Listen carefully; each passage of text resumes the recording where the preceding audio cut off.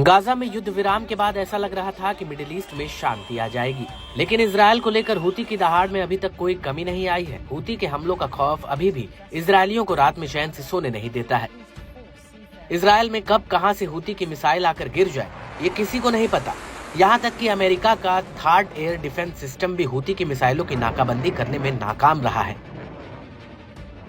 Houthi के जखीरे में ऐसे ऐसे ड्रोन और मिसाइल हैं जिनका तोड़ इजरायल और अमेरिका के एयर डिफेंस सिस्टम के पास भी नहीं है। और अब इसी कड़ी में हूती ने एक बार फिर से इजरायल को ललकारा है।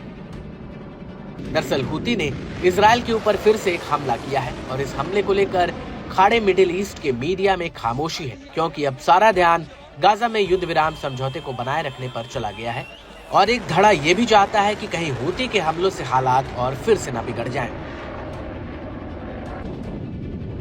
लेकिन हूती ने फिर से इजरायल के तेल अवीव शहर में रक्षा पर एक धूल फिकार बैलिस्टिक मिसाइल फायर करने की बात कही है। हूती का कहना है कि उसने कब्जे वाले जाफा शहर यानी तेल अवीव पर धूल फिकार मिसाइल फायर की है और ये मिसाइल अपने टारगेट पर एकदम सटीक लगी है। खुद हूती के प्रवक्ता ब्रिगेडियर जनरल याह्या सारी ने इस हमले को लेकर एक बयान दिया है।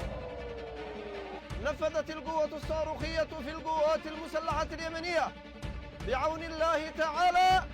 عملية عسكرية نوعية استهدفت ما يسمى بوزارة الدفاع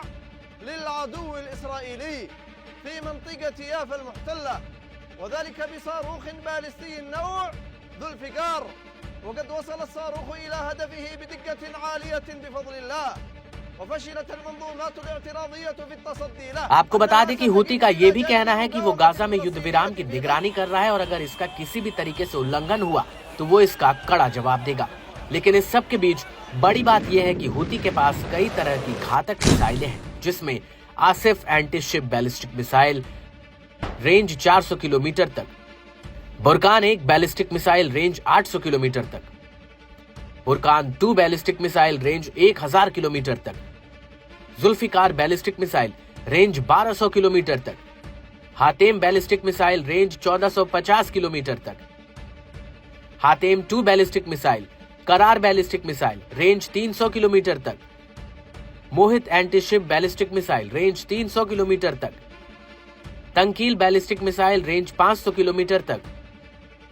और फिलिस्तीन 1 और फिलिस्तीन 2 जैसी कई बैलिस्टिक मिसाइलें हूती के जखीरे में अभी भी बची हुई हैं।